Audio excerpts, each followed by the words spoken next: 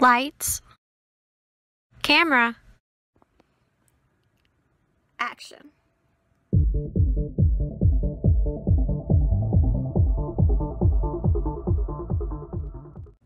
Hey everybody, it's Emily. Welcome back to Real Talk. We're getting real about all the latest in TV and film. It's going to be an interesting one today, folks. I'm doing my first ever TV review for you all. I haven't done this yet on my channel because, to be honest, there just haven't been a whole lot of new TV shows recently that I felt were worth a review. But this new limited series on the USA Network called The Sinner, it intrigued me. Which was weird because it is a murder mystery, and that's not typically my thing. Not really my cup of tea, because I'm so not into things like that. I don't watch CSI and all the things like that. It's just, I'm more into just a good old-fashioned caper. A show like White Collar, for example, where it's more about a heist, you know, the art thieves and the selling jewelry on the black market and things like that interest me more than forensic stuff. But this show, it had a lot going for it that intrigued me. First off, it's got a really top-notch cast. For starters, you've got Jessica Biel, Mrs. Justin Timberlake. Yeah, she's gonna be known as that from now on. But Jessica Biel, I'm a huge fan of hers. She loved her since Seventh Heaven. She's great. Totally underutilized in Hollywood. I have not personally seen her in enough. We need to see her in more after this. But then you also have Bill Pullman, who, if you don't know him, he's been in movies. Like, he played the president in Independence Day. He was in While You Were Sleeping with Sandra Bullock. He was in one of my personal favorite movies, Sleepless in Seattle. He was terrific in that movie too. He's just a really top-notch actor. He always brings this quiet, easy charisma to his roles. Just can never get enough of his acting either. So yeah, you've got a top-notch cast. Now the story here, I'm not giving away any spoiler alerts because you can pretty much find all this information out from the trailer or from watching the show in like the first 5 minutes or so.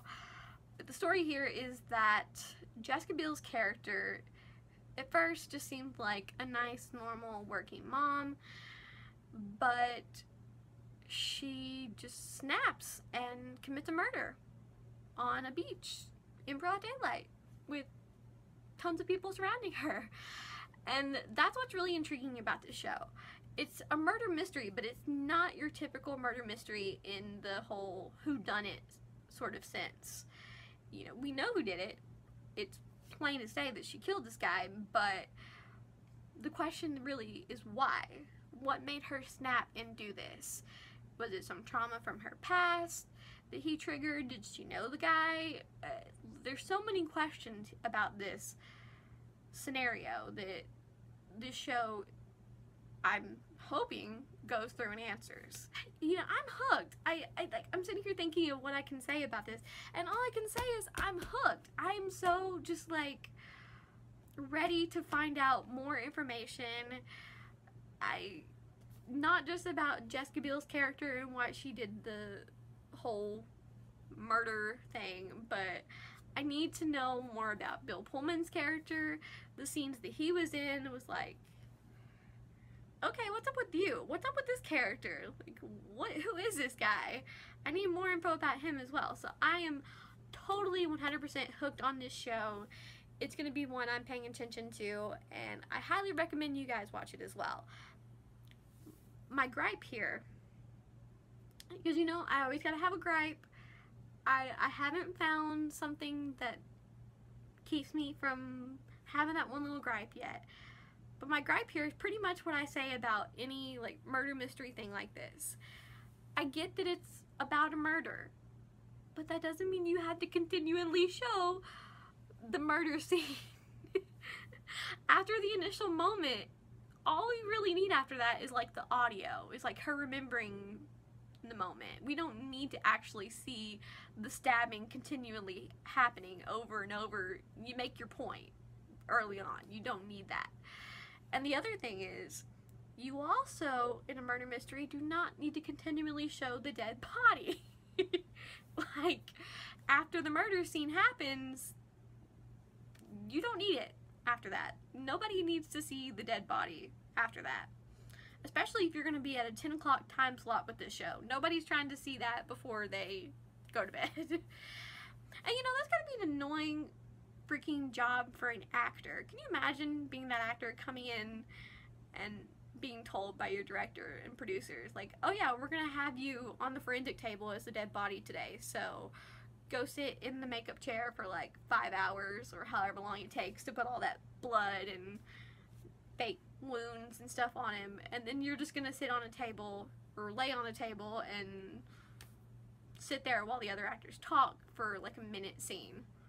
That'd be so annoying. You see, this is why I don't typically watch these kind of shows, because this is the kind of crap I think about when I watch them. I don't know what I'm saying here, but overall, yes, I would recommend this show. It's obviously, in case you couldn't tell by me talking about stab wounds and dead bodies, no, this is not a show for the kiddos to watch. This is a show for mom and dad to watch after the kiddos go to bed, or really any adults to watch, like within age appropriate limits. Yes, I recommend this show. Totally watch it if you have the chance. It's on the USA Network Wednesday nights at 10. I think it's going to be the time slot from here on out. And I don't think this is going to be one of those shows that I end up doing like a episode by episode recap of, but I would actually at the end of the limited series like to do a video discussing it as a whole, so let me know if you guys would like to see that. And with that, of course, yeah, don't forget to leave your comments down below. Let me know what you're thinking. Like this video if you enjoyed it, hit that little like button, and don't forget to share it if you think you know others who will like it as well. And don't forget to subscribe, because every subscriber is welcome, loved, and appreciated. And I will see you guys in my next video. Bye for now.